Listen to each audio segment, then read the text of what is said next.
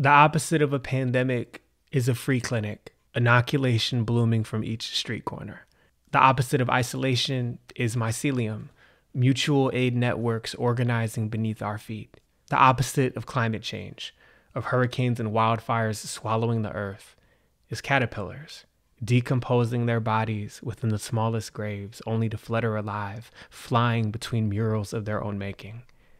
What good is an election if it is not a practice in metamorphosis, in making this land more habitable for all of us? Every few years, a country chooses its chrysalis, paper or blood. What is the opposite of the President of the United States? I want ministers of accountability, conductors of housing and living wage, facilitators of access and earthly delights. Clean water deserves a representative. So do the farm workers, alcheming the soil from within the sacred sovereignty of rematriated land. The firefighters, clearing the brush from mountains that have long forgotten the taste of prisons or smoke.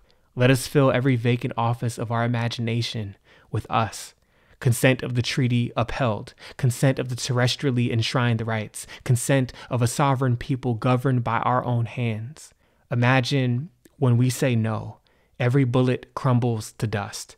Every gun melts into cast iron bowls for us to eat from.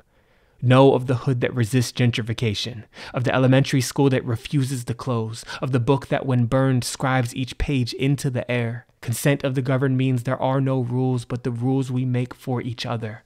1,000-year-old technology, old as neck-kiss guillotines, pilgrims disappeared in the woods, slave revolts, stunting the tassels of monarchies deposed and long before that. It is the cracked window of the bougie grocery store, rusted jail cell, crumbling border wall, paper shell of a cocoon raised between what is and could be. This world is so fragile, and so is everything wrong with it. Ballot or brick, when we cast our demands through the frame, it is a practice in invention. May we pollinate the air. May we prepare a garden for our descendants to climb into.